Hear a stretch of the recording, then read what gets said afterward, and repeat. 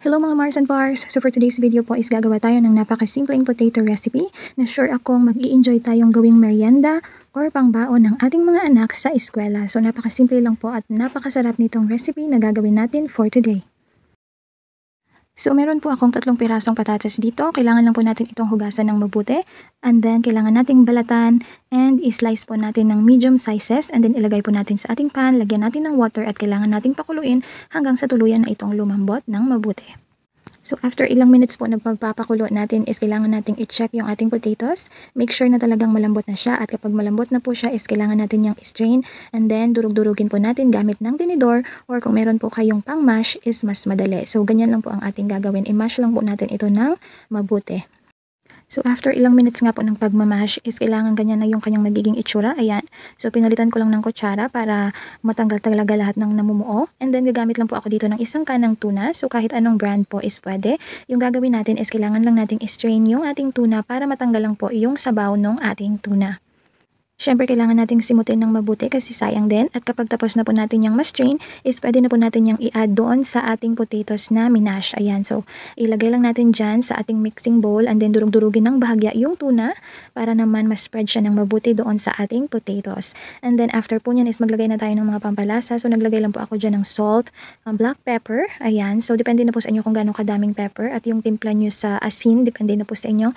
Naglagay po ako ng konting seasoning granules and then madami-daming garlic powder. So, depende po sa inyo kung ano yung gusto nyong ilagay na pangpalasa dito sa ating merienda. And then, of course, nag-add din po ako dyan ng konting grated cheese.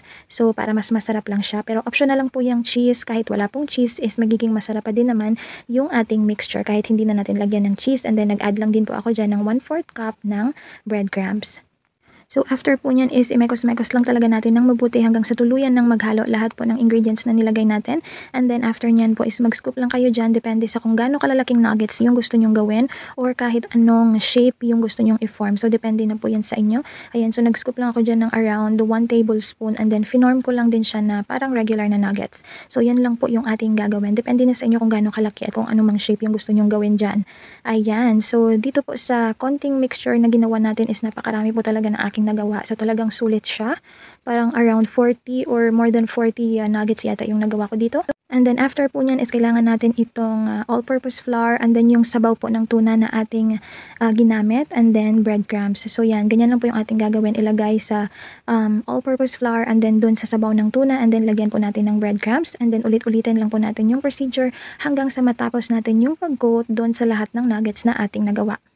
So maganda talaga kapag maramihan po yung magawa natin kasi pwede po natin ilagay sa freezer and then lutuin natin sa mga susunod na mga araw. So after ko pong na-coat lahat yan is nilagay ko po muna sa freezer ng around 2 to 3 hours para mag-set lang po ng mabuti itong ating mga nuggets. So after 3 hours nga po is nagpainit na din ako ng mantika and then nagluto na din po ako ng ilang pirasong nuggets of course kasi kailangan nating tikman yung ating niluto. Medium na apoy lang po yan. Hintayin lang natin na mag-golden brown. Ayan, so napakabango na po nito once na iprito na natin dito sa ating mantika. So ganyan na po yung kanyang magiging itsura. Talagang nuggets na nuggets siya. Napakabango po ng apoy. Napakabango po ng kanyang amoy and then talagang napakasarap po niya. So pwede po tayong gumawa ng marami para meron pong pang merienda at pang ulam yung ating mga anak sa mga susunod na mga araw. Maaari po itong magtagal ng around 2 to 3 weeks kapag nilagay lang natin ng tama sa ating freezer. And then kahit anong sauce po is napakasarap niyang i-partner. Masarap siyang i-partner sa cheese sauce. Pwede din po yung white sauce, ketchup, or sweet chili sauce. Talagang napakasarap. Sulit na sulit po talaga ang recipe na ito. So ano pa po ang hinihintay nyo?